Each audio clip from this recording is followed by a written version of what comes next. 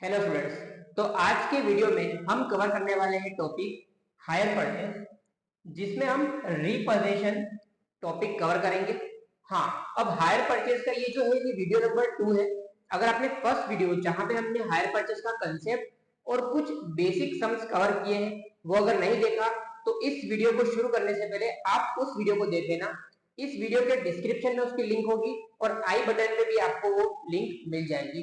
तो फर्स्ट आप hire purchase का वीडियो 1 देख लीजिए, उसी के बाद इस वीडियो को कवर कर लेना। अगर आपने फर्स्ट वीडियो देख लिया हो तो आप इस वीडियो में बने रह सकते हैं।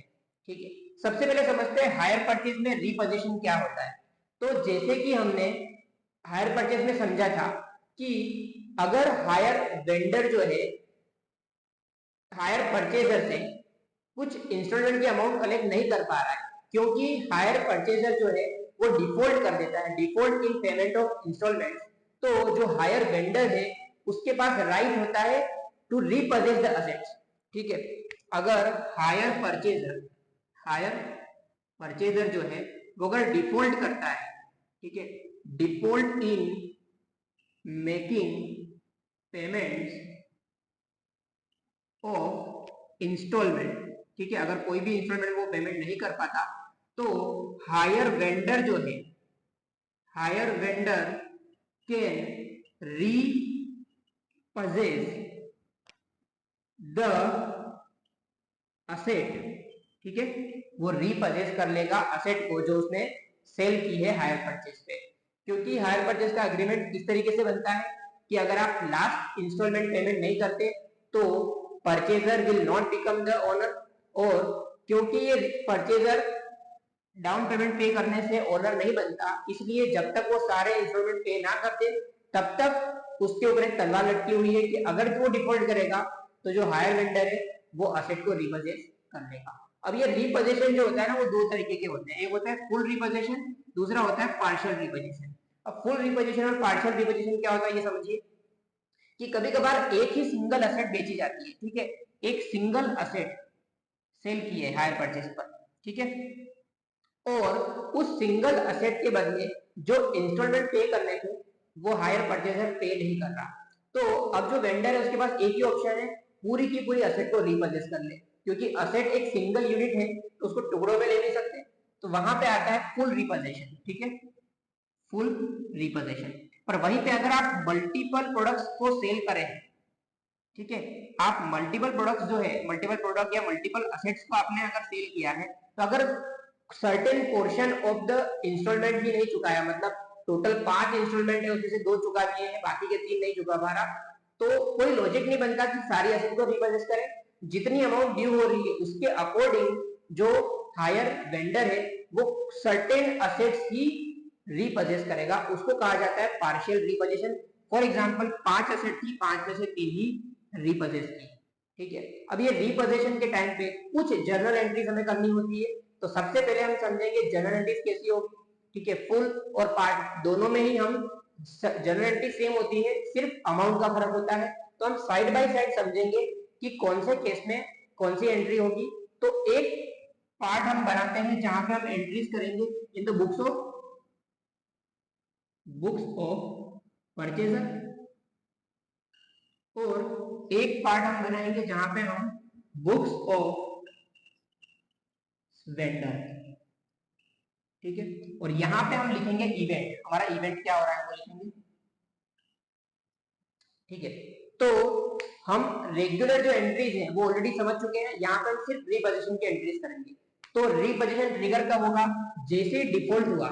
ठीक है, डिफॉल्ट हुआ और डिफॉल्ट होने पर रीपोजीशन का इवेंट ट्रिगर हो गया।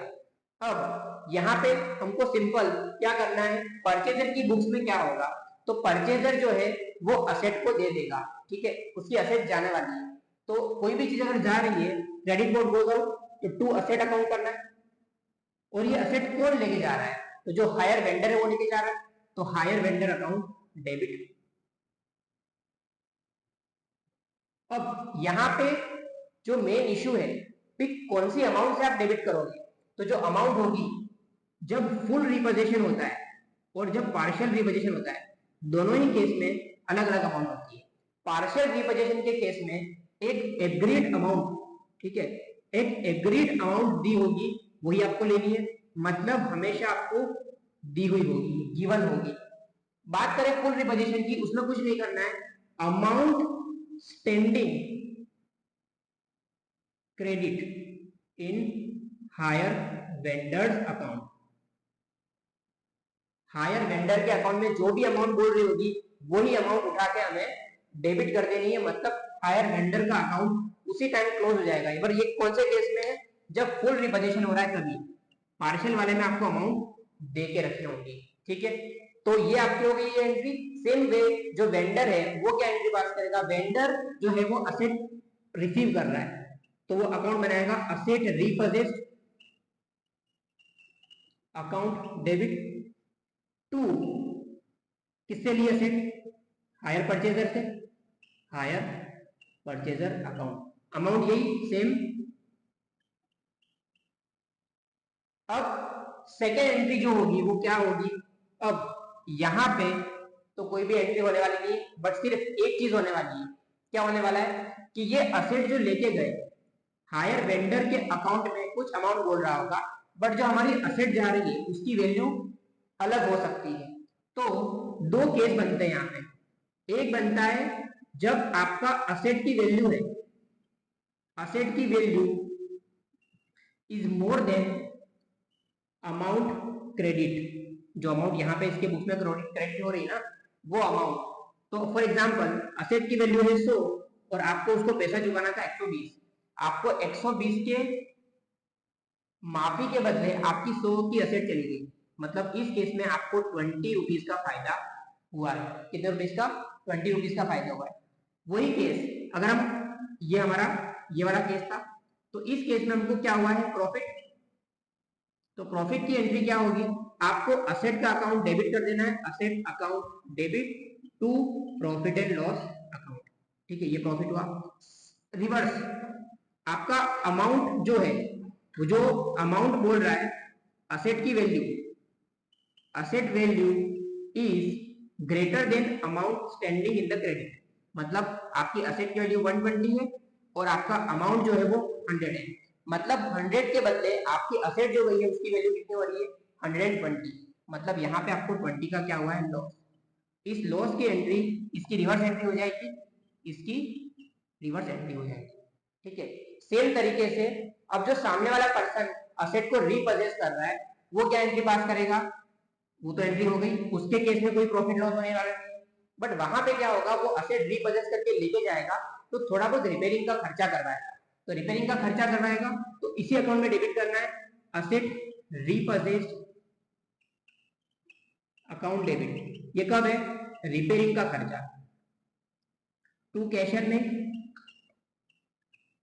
और लास्टली क्योंकि उसका असेट नहीं है ना, वो तो उसका गुड्स है, तो उस असेट को रिपेयर करा के वो सेल कर देगा, तो लिखेंगे ऑन सेल। सेल पे क्या एंट्री पास करेगा, कैश एंड बैंक पैसा आएगा, टू असेट रीपोजेस्ड। अब यहाँ पे एक और चीज होगी, अगर आपने असेट रीपोजेस्ड जो की है उसकी वैल्यू अगर 100 रुपए हो रही है और आपने उसको अगर 120 में बेची है तो आपका 20 का प्रॉफिट है, तो जो प्रॉफिट है वो P&L में क्रेडिट कर देंगे। सेम वे अगर आपकी असेट 120 की और आपने बेची है 100 में, तो आपका 20 का क्या हो गया, लॉस, वो जाएंगे P&L में डेबिट, ठीक है। तो इस तरीके से आपकी जर्नल एंट्रीज होने वाली है इन केस ऑफ रिपोजिशन। अब इसके बाद हम दो सम करेंगे, एक फुल रिपोजिशन का, दूसरा पार्शियल रिपोजिशन का, सो दैट आपको सारी की सारी चीजें अच्छी तरीके से समझ में आ जाए। यस, तो अभी तक हमने हायर परचेज में 3 टाइप ऑफ सम कर लिए हैं, जो हमारा इससे पहले वाला वीडियो है उसमें कवर्ड है। तो इस वीडियो में हम दो सम्स करने वाले हैं, जिसमें पहला होगा टाइप 4 एंड टाइप 5। टाइप 4 सम जो है वो फुल रिपोजिशन वाला है। तो जैसे कि हमने समझा कि रिपोजिशन में किस तरीके से जनरल एंट्रीज होती है, तो ये जो रिपोजिशन की एंट्रीज हमने समझी, ये एडिशनल एंट्रीज होगी, जो हमने ऑलरेडी कर ली है वो तो होगी, साथ साथ में सम में एक एडिशनल एलिमेंट डालेंगे कि बीच में कहीं पे जो परचेजर है ही इज मेकिंग डिफॉल्ट और वो क्या कर रहा है, इंस्टॉलमेंट का पेमेंट नहीं कर पा रहा है, तो उस केस में हमें कहा जाएगा कि जो वेंडर है उसने असेट को रीपोजेस कर लिया है और उसकी भी एंट्रीज हमको करनी होगी। तो एक फुल फ्लेज सम जो है फुल रिपोजिशन का वो हम करने जा रहे हैं। तो मैं सम पहले पढ़ लूंगा, सम को पढ़ लेते हैं। ए लिमिटेड एक्वायर्ड मशीन ऑन 1120। तो देखो डेट्स की काफी ज्यादा इंपॉर्टेंस है इस सम में। 1120 को ए लिमिटेड ने एक मशीन को एक्वायर किया है किसके पास से, from Yantraman limited on hire purchase basis for 10,80,000। तो इस डेटा को पहले लिख देते हैं। हमने कैश प्राइस जो 10,80,000 की है उसमें एक असेट को परचेज किया है, और वो कब परचेज किया है, 1120। ठीक है, 1120 को हमारा जीरो डेट है। अब आगे क्या कह रहे हैं, payment is to be made ₹1 lakh as down payment and 4 annual installment of ₹2। Payment is to be made ₹1 lakh as down payment. तो यहां से कैश प्राइस में से डाउन पेमेंट कितना जाएगा, ₹1 लाख का, और जो बैलेंस अमाउंट है कितना, 9,80,000।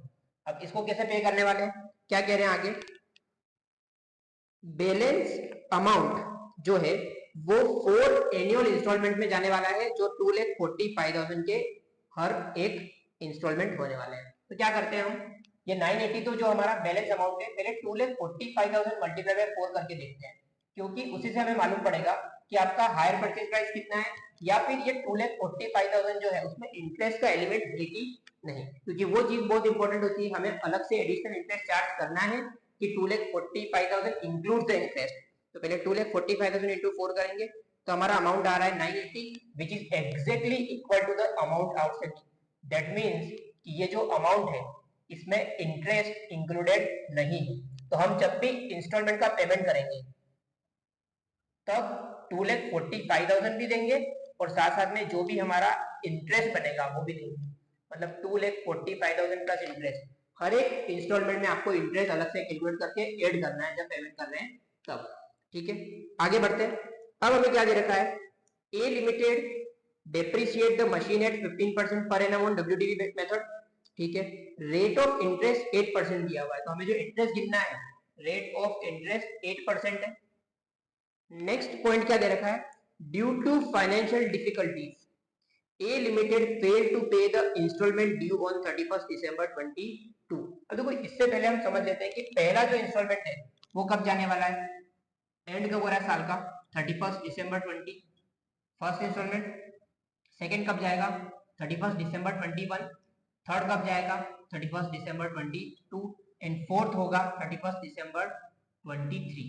अब इसने ये इंस्टॉलमेंट पे कर दिया, ये भी पे कर दिया, उसने डिफॉल्ट कहाँ किया है, उसने डिफॉल्ट किया है 31 दिसंबर 22 को, मतलब पहला और दूसरा इंस्टॉलमेंट पे करने के बाद यहाँ पे उसने डिफॉल्ट किया है, मतलब हमें एटलीस्ट 2 साल के तो इंस्टॉलमेंट चुकाने ही पड़ेंगे, साथ साथ में थर्ड ईयर जो है वहां पे भी हमको अकाउंट बनाने पड़ेंगे। फोर्थ ईयर का अकाउंट नहीं बनने वाला, क्योंकि ये हमारा यहीं पे रिपोजिशन हो जा रहा है, और क्योंकि ये फुल रिपोजिशन है तो उसके बाद कोई असेट बचने वाली भी नहीं है।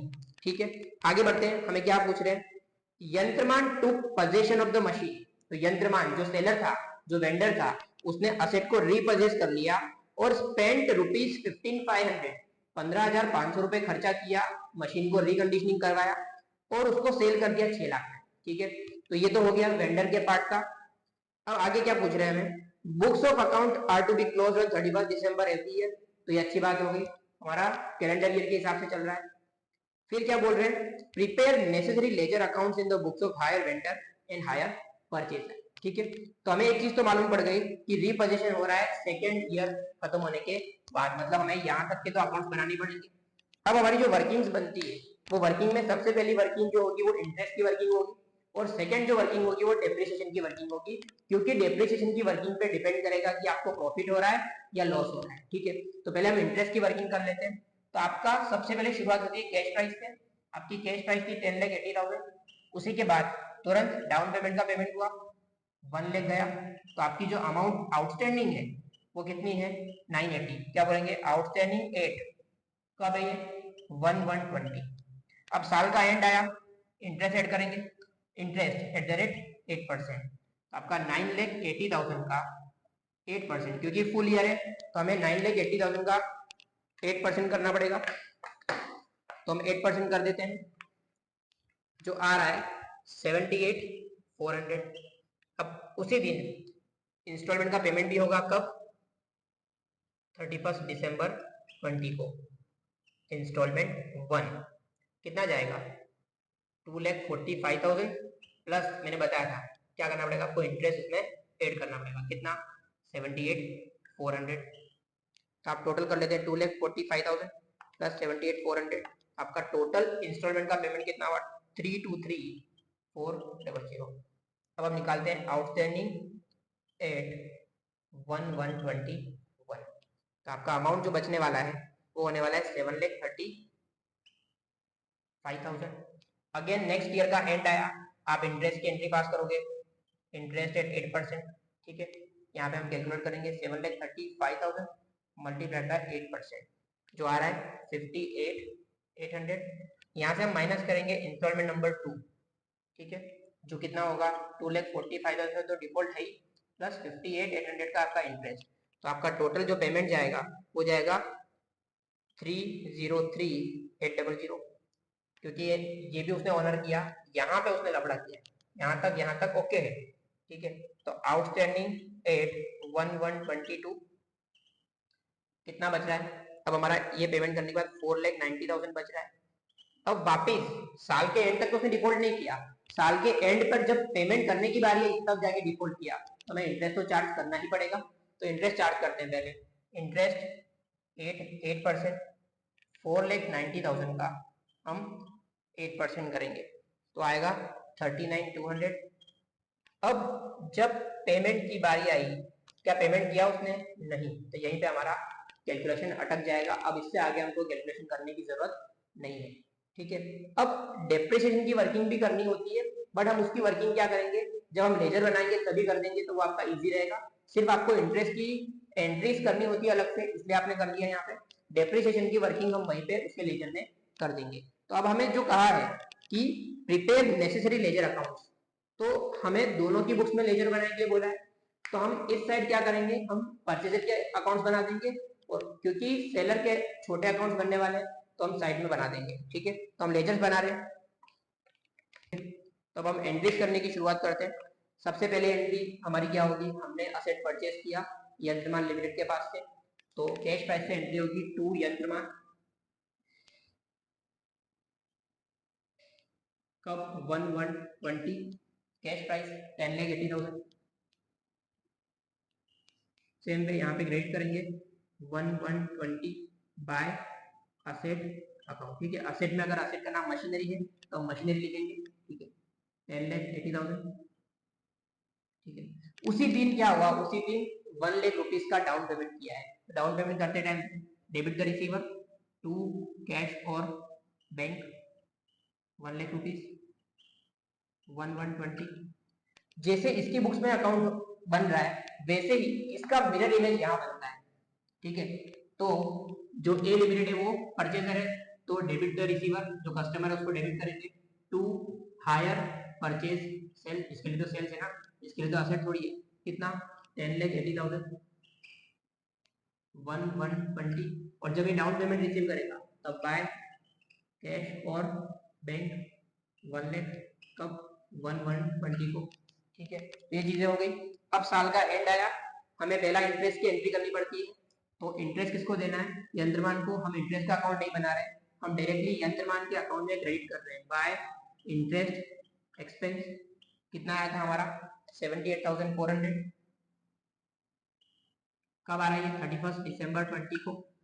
और जैसे इंटरेस्ट की एंट्री करेंगे वैसे हम डाउन पेमेंट, सॉरी, जैसे हम इंटरेस्ट की एंट्री करेंगे वैसे ही हम इंस्टॉलमेंट का पेमेंट करेंगे, जो आया है 323,400।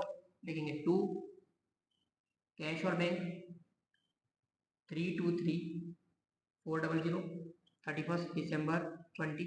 जैसे इसकी बुक्स में एंट्री हुई है वैसे ही यहाँ पे भी होगी। सबसे पहले इंटरेस्ट चार्ज करेगा, इसके लिए इंटरेस्ट इनकम होगा। ठीक है, वैसे अमाउंट सेम रहने वाली है, बट सिर्फ नाम आपके लेजर्स के चेंज हो जाएंगे, तो वो आपको ध्यान रखना है। और रिसीव करेंगे पेमेंट 31 दिसंबर 20 को बाय कैश और बैंक। कितना? 3,23,400। अब ये तो हो गया हमारा जो असेट हमने परचेज किया है, कब परचेज किया, 1 जनवरी को, और उसको 31 दिसंबर तक हम यूज कर रहे हैं, तो उसका डेप्रिसिएशन का जो रेट दिया था 15% WDV, तो हमको उसकी एंट्री पास करनी पड़ेगी। तो 10,80,000 इंटू 15%, आपका 1,62,000 का डेप्रिसिएशन आएगा। 1,62,000 यहाँ हम वर्किंग में लिख देंगे बाय डेप्रिसिएशन 10,80,000 मल्टीप्लाइड बाय 15%। ठीक है, अब बुक्स को क्लोज करेंगे। 10,80,000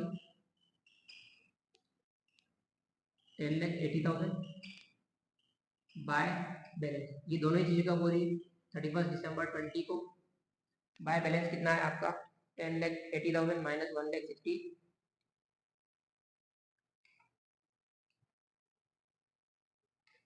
9,18,000। इसका अकाउंट भी क्लोज करेंगे।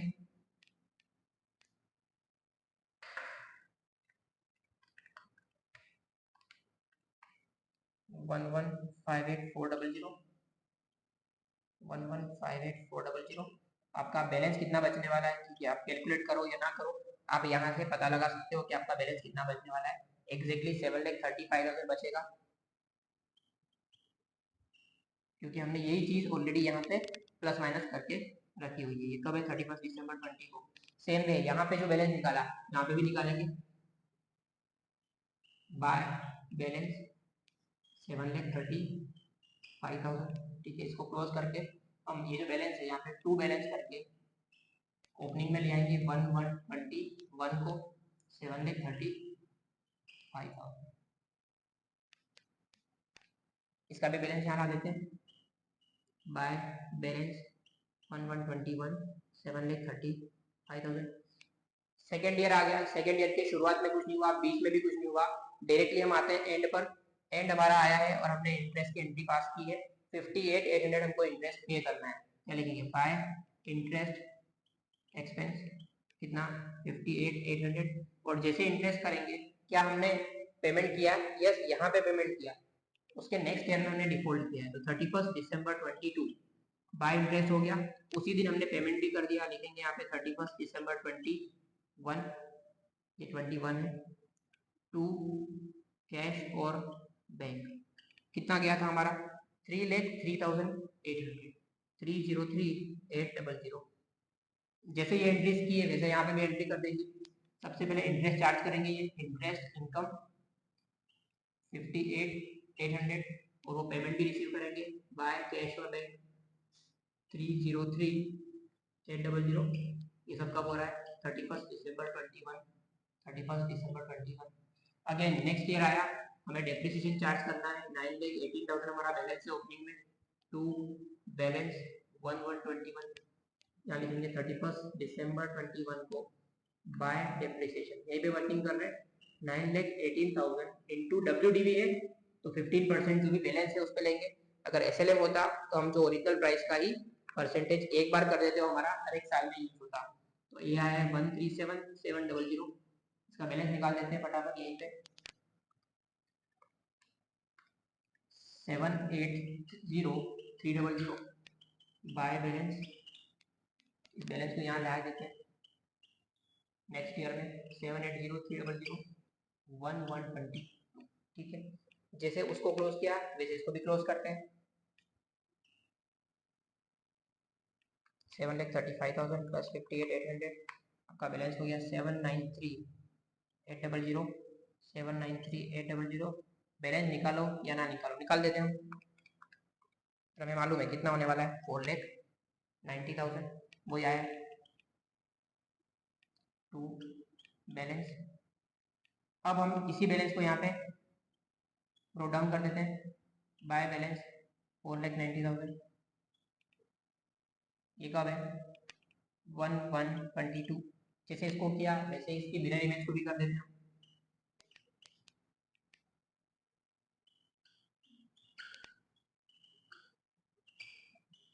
बाय बैलेंस 4,90,000 4,90,000 टू बैलेंस कब है ये 1,122। ठीक है, नेक्स्ट ईयर आ गया, उसका एंड भी आ गया, इंटरेस्ट की एंट्री पास करते हैं। इंटरेस्ट हमें पे करना है, यहाँ लिखेंगे बाय इंटरेस्ट एक्सपेंस कितना है 39200। सेम वे ये भी एंट्री पास करेगा 39200 इसके लिए इंटरेस्ट की इनकम है कब 31 दिसंबर 22 को। डेप्रिसिएशन की एंट्री भी पास कर देंगे क्योंकि असेट को यूज किया है 780300 इंटू 15% WDV 117045। ये सब होने के बाद जब पेमेंट करने की बारी आई इंस्टॉलमेंट की उसने कर दिया डिफॉल्ट। अब जैसे डिफॉल्ट होता है डिफॉल्ट होते ही जो वेंडर है वो असेट को रीपजेस कर देता है। तो हमने जो जनरल एंट्री समझी थी उसमें हमने क्या किया था जैसे असेट रीपजेस हो जाए और जब फुल रीपोजिशन का केस हो तब आपको कुछ नहीं करना है आपको एक एंट्री पास करनी है जहां पे आपको वेंडर के अकाउंट को डेबिट करना है with the amount standing to the credit of vendor. ठीक है वेंडर के अकाउंट में जो भी क्रेडिट बोल रहा है कितना क्रेडिट बोल रहा है उसके अकाउंट में 4,90,000 प्लस 39,200 ये पूरी की पूरी अमाउंट उसके अकाउंट में हमको क्या कर देना है डेबिट कर देना है 529,200 और क्रेडिट कहां करना है टू असेट। अगेन रिपीटिंग जब फुल रिपोजिशन हो तब क्या करना है जो भी वेंडर का अकाउंट में क्रेडिट का बैलेंस है वो ही हमको डेबिट कर देना है और क्रेडिट कहां करना है असेट में हम क्रेडिट कर देते हैं बाय यंत्रमान लिमिटेड कितना 529,200। सेम यहां पे जैसा किया है वैसा ही वहां पे भी करेंगे 529,200 और ये क्या अकाउंट करेगा डेबिट असेट री पजेस्ड 31 दिसंबर 22 तो इसकी कॉरेस्पॉन्डिंग फिर यहाँ आएगी 529,200 क्या है 2A लिमिटेड। ठीक है इन्होंने असेट रीपजेस्ट कर दी। अब ये हो गया इसकी बुक्स में यंत्रमान का अकाउंट क्लोज हो गया। अब बात करते हैं असेट की क्योंकि अब असेट चली गई तो उसका कोई बैलेंस कैरी फॉरवर्ड करने की मतलब नहीं है। चेक करते हैं हमारी जो असेट थी जिस दिन हमारा रीपोजिशन हुआ उस दिन हमारी असेट कितने की थी। देखो ओपनिंग में वो थी 7,80,300 की क्योंकि मैंने पूरे साल पर यूज किया तो 117045 की डेप्रिसिएशन हो गई। मतलब मेरी असेट जो जब वो लेके जा रहे थे तब मेरी बुक्स के हिसाब से बुक वैल्यू कितनी थी 663,255 और उसको कितने में ले गए वो 529,200 ये हुआ मुझे लॉस। ठीक है समझो फिर से यंत्रमान मुझसे कितना पैसा मांग रहा था सिर्फ 529,200 और उसके बदले वो मेरी कितने की असेट उठा के ले गया 663,255। तो आपको क्या करना है आपको लेना है book value on the date of repossession minus करना है आपको क्या जो आपका क्रेडिट बैलेंस था तो वहां से आपको लॉस और प्रॉफिट मिलेगा। तो यहाँ में क्लियरली लिख रहा है कि हमारी महंगी असेट वो सस्ते भाव में उठा के ले गया। तो हमें 1,34,055 का क्या हुआ है लॉस। इस लॉस को हमें ट्रांसफर करना होगा कहाँ इस लॉस को हम ट्रांसफर कर देंगे by profit and loss account. तो profit and loss account debit और लॉसेस एंड एक्सपेंसेस तो हम लॉस को डेबिट कर रहे हैं P&L में और क्रेडिट कर रहे हैं यहाँ पे 134,055। ठीक है ये सारी की सारी चीजें कब हुई है 31 दिसंबर 22 को। तो अब हमारा परचेजर की बुक तो हो गई क्लोज। अब बात करते हैं वेंडर की। तो वेंडर का ए लिमिटेड भी क्लोज हो गया। अब उसने असेट को रीपोजेस किया है उसके बाद उसने कितने का खर्चा किया उसने उसको रिपेयर कराने के लिए क्योंकि थोड़ी बहुत यूज होने के बाद टूट फूट जाती है असेट तो उसने 15,500 का खर्चा किया। तो जिस असेट के लिए खर्चा किया उसी में डेबिट करो टू कैश 15,500 और उस असेट को उसने बेच दिया 6 लाख में। कितने में बेचा 6 लाख में। तो उसके पास बैंक में पैसा आएगा bank account debit 6 lakh to इसके सामने क्या जा रहा है असेट की वैल्यू कितनी है 529,200 प्लस 15,500 5,44,700 की हमारी असेट और जो डिफरेंस है वो क्या हो रहा है प्रॉफिट 55,300। तो हम एंट्री क्या पास करेंगे bank account debit to asset हमारी कितने की जा रही है 5,44,700 5,44,700 तो लिखेंगे बाय तो ये कंबाइंड एंट्री जो होती है उसकी एंट्री कैसे पास करेंगे, लिखेंगे बाय बैंक, बैंक से पैसा आया कितना 6 लाख, बट क्योंकि ये 55300 का प्रॉफिट हो रहा है उसकी इफेक्ट यहाँ पे देंगे जब कंबाइंड एंट्री की एंट्री पास करते हैं तो to profit and loss account. तो इस तरीके से हमारा जो प्रॉफिट हुआ उसकी भी हमने एंट्री पास कर दी है, ठीक है। तो ये हुआ हमारा फुल रिपोजिशन का सम, जिसके अंदर हम वेंडर की बुक्स में और परचेजर की बुक्स में दोनों ही जगह हमने अकाउंट बनाए हैं। आपको एग्जाम में दोनों साथ में नहीं पूछेंगे, या तो ये पूछेंगे या वो पूछेंगे, ठीक है, क्योंकि इतना बड़ा सम आपके लिए पॉसिबल नहीं है बनाना उनके लिए। तो इस तरीके से आप फुल रिपोजिशन का सम कर सकते हैं, ठीक है। अब हम नेक्स्ट करेंगे जो पार्शियल रिपोजिशन वाला सम होगा, जहां पे यहाँ पे एक ही एसेट थी वहां पे मल्टीपल एसेट्स परचेस करेंगे और कुछ अमाउंट बाकी होने की वजह से वो सारी एसेट रिपोजेस नहीं कर रहे हैं, कुछ एसेट छोड़ देंगे और बाकी की एसेट ही रिपोजेस करेंगे। So now moving to fifth type of sum which is partial repossession, ठीक है। तो पार्शियल रिपोजिशन का एक सम करते हैं जहां पे क्या कह रहे हैं समझते हैं। Tulsi purchase 7 trucks on hire purchase on 1 जुलाई 2020। 1 जुलाई 2020 को तुलसी ने 7 ट्रक्स परचेज किए, 7 ट्रक्स, ठीक है। क्या बोल रहे हैं आगे, the cash price of each truck was 50,000। Her truck का कैश प्राइस कितना था 50,000, मतलब टोटल आपका 3,50,000 क्या हुआ कैश प्राइस, ठीक है। नेक्स्ट क्या बोल रहे हैं, शी वाज टू पे 20% of the cash price at the time of delivery, मतलब डाउन पेमेंट कितना है, डाउन पेमेंट 350 का 20% कितना 70,000, ठीक है। 350 का कैश प्राइस का 20% का है, और जो बाकी का पेमेंट बच रहा है बैलेंस, उसके लिए क्या कह रहे हैं, the balance in 5 half yearly instalment starting from 31 December 2020 with interest at 5% per annum. तो बाकी का जो पेमेंट है वो 5 इंस्टॉलमेंट में जाने वाला है हाफ ईयरली। तो हमारा अमाउंट जो बच रहा है वो कितना है 2,80,000 डिवाइड बाय 5। तो हर एक इंस्टॉलमेंट में जो कैश प्राइस जाने वाला है वो कितना है 56,000, 56,000, 56,000 एंड 56,000 प्लस आपका इंटरेस्ट होने वाला है। तो हमने आपका बैलेंस अमाउंट है वो 5 पार्ट में डिवाइड कर दिया है। जो इंस्टॉलमेंट में जाएगा, पहला इंस्टॉलमेंट 31/12/2020, दूसरा 30 जून 2021, 31 दिसंबर 21, 30 जून 22 एंड 31 दिसंबर 22, टोटल 5 इंस्टॉलमेंट। इसमें इंटरेस्ट जो है वो कितना दे रखा है 5% पर एनम, ठीक है। क्योंकि ये इंस्टॉलमेंट जो है वो हाफ ईयरली है, तो जो इंटरेस्ट है वो हाफ ईयर का चार्ज होने वाला है, ठीक है। अब आगे क्या कह रहे हैं, तुलसी fail to pay the instalment due on 30 June 21। 30 June 21 मतलब सेकेंड ही इंस्टॉलमेंट में उसने क्या कर दिया डिफॉल्ट। इसके नीचे की तो बात ही नहीं करनी है हमको, सिर्फ पहला इंस्टॉलमेंट पे किया, सेकेंड तो उसने पे ही नहीं किया।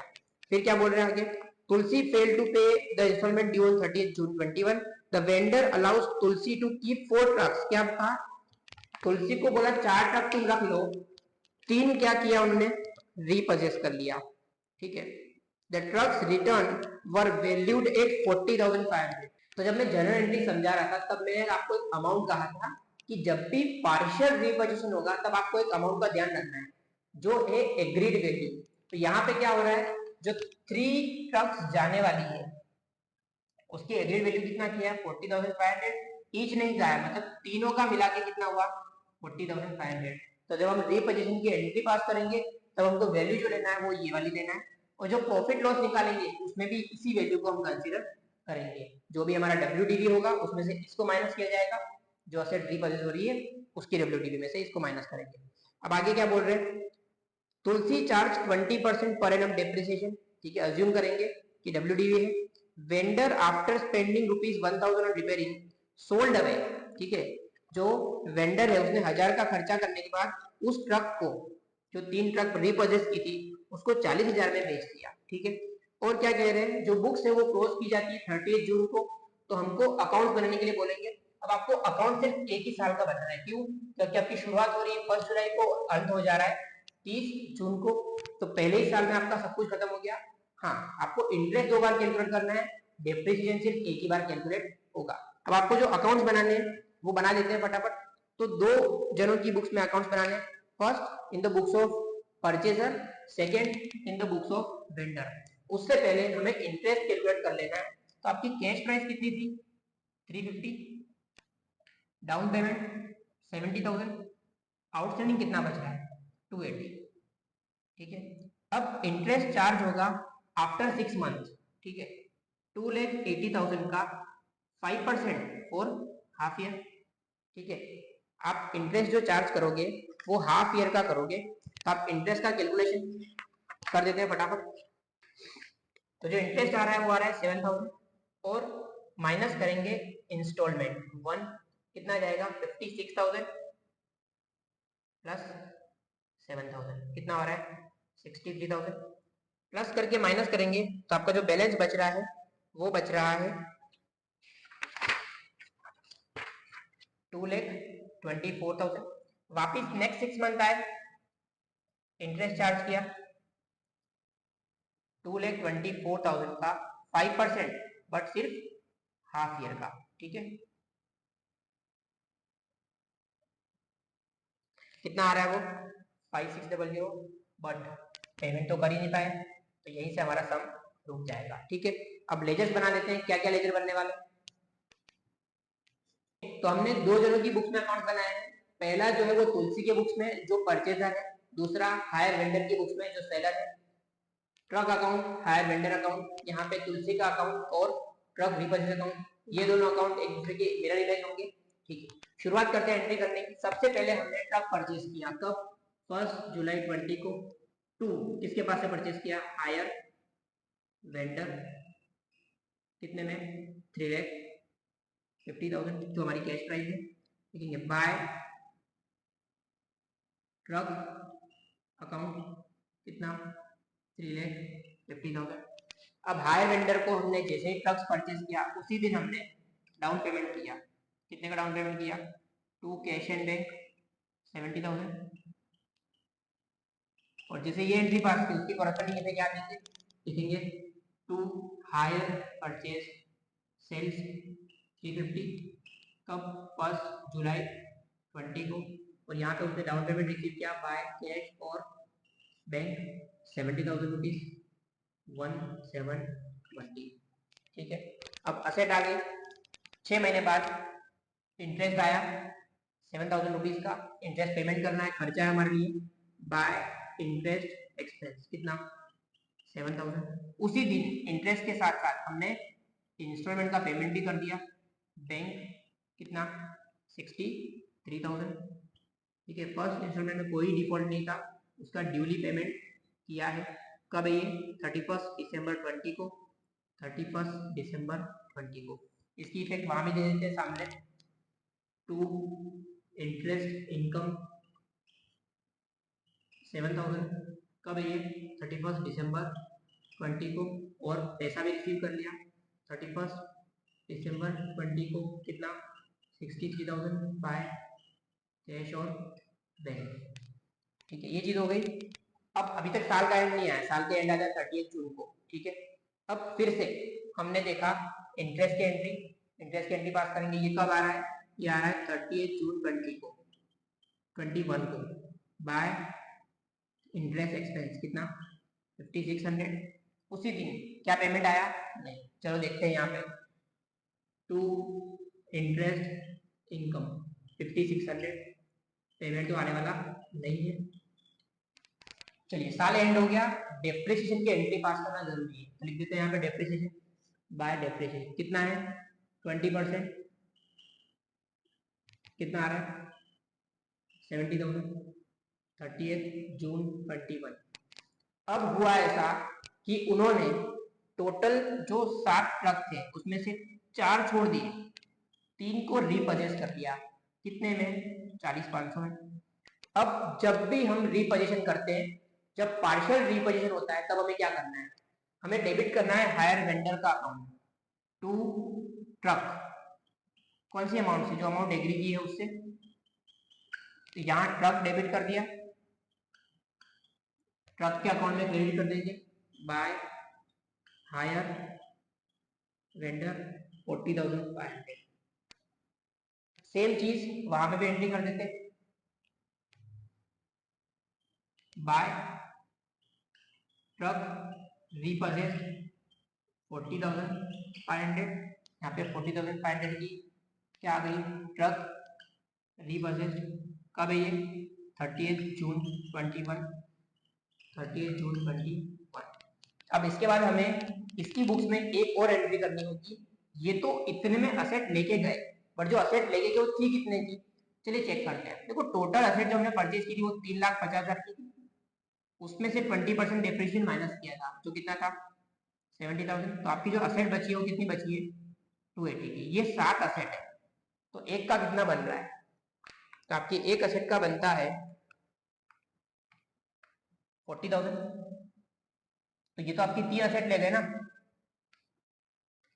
तो आपकी 3 असेट जो 1,20,000 की थी, आपकी WDV जो थी 1,20 थी, कितने में ले गए 40,500 में, आपका नुकसान हुआ है कितने का 79,500 का।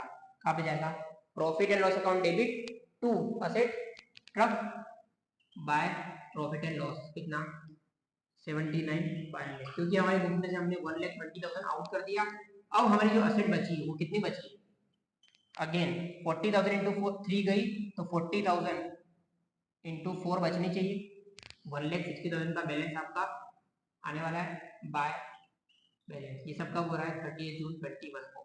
अब ये बैलेंस की एंट्री पास करने के बाद हमारा हायर वेंडर का जो अकाउंट है उसको हम बैलेंस निकाल देते हैं।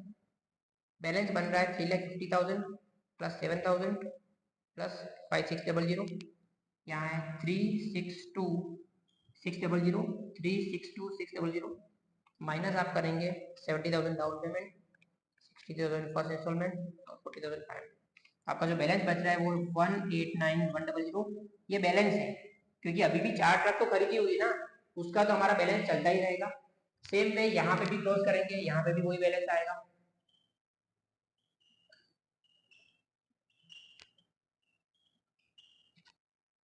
अब ये तीनों अकाउंट क्लोज करने के बाद अब हमारे पास ट्रक रीपर्चेस का अकाउंट है।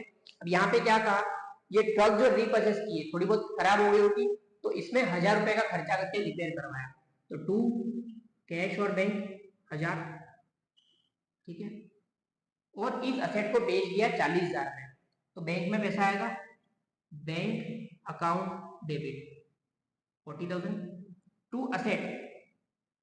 असेट तो कितने की है 40,500 प्लस 1,000, कितने कितने की असेट, असेट है 41,500 की, तो 1,500 का क्या हुआ नुकसान, नुकसान को हम पीएनएल में डेबिट करेंगे, इसकी पोस्टिंग यहाँ करेंगे। तो हमें क्या करना है, आपकी असेट को अकाउंट को क्रेडिट करना है 40,000 से, और 1,500 कहाँ जाएगा लॉस में, प्रॉफिट एंड लॉस और बैंक, ठीक है। तो इस तरीके से हमारा ये पार्शियल रीपोजिशन का सम हुआ है।